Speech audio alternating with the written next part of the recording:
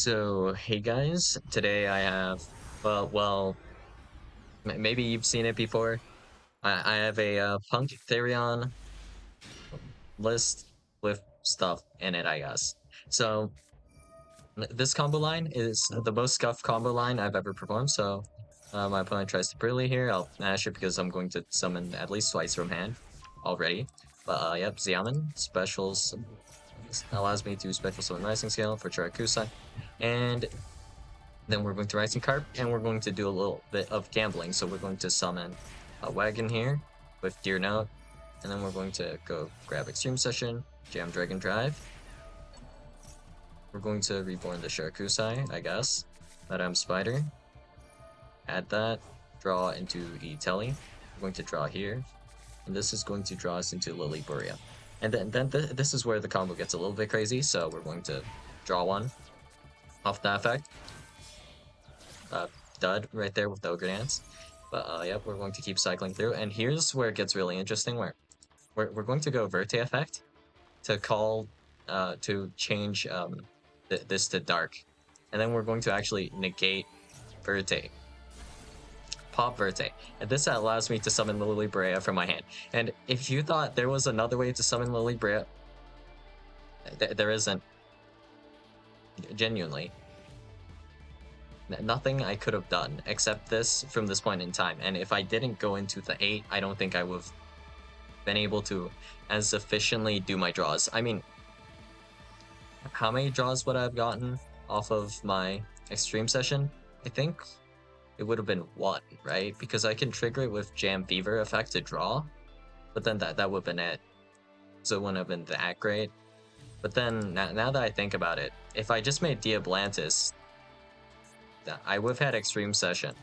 So I could have just made, like, I forgot I had Tzolk'in in here, but if I went into Tzolk'in, I'm pretty sure I could just put Ancient Fairy Dragon on the field, and then just searched for, you know, like, the Therion field spell that way, add Regulus, and then I think I would have had more interruptions.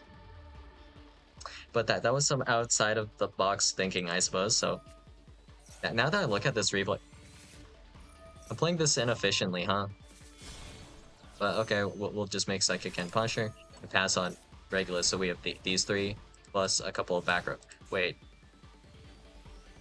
if I made, well, I would have been guaranteed Lily Borea, and then I would have been guaranteed this, and then I would have still had the negate on Jam Fever. But I wouldn't have had Nashiwari's Surprise, except I did draw into E-Telly, but I wouldn't have known I would technically kind of draw into E-Telly, but technically I would have also shuffled my deck, so I wouldn't have drawn into E-Telly. I think. So I'm starting to see that I clearly forgot. Did I have Imperm at the start too? So I always had, yeah, so I always had a way to trigger the Tzolk'in to get the Ancient Fairy Dragon, and then I think I would have also had Baron instead of like Psychic and Punisher, or I would still had Shirakusai. But you know what? The combo's cool, and maybe that's what really matters. Yep.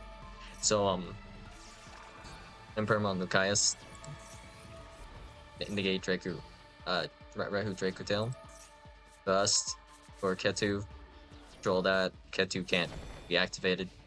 Cool, and that's game. Then might as well remove that while we're here, I guess. So yeah, clearly going first is very forgiving. That's about what I've learned from this replay. I don't know, conceptually it would have been cool if it actually ever came up where I would need to Verte to remove the thing. But I kind of just forgot I had Tzolk'in because Diablantis, like, it didn't register in my head that Diablantis could become a tuner. Then I could just summon Tzolk'in. Well, I'm seeing it now, and, you know, learning from your mistakes is what's truly important, right, guys? So, yeah, that's all I got for you guys today, and I'll see you guys in the next video. Bye.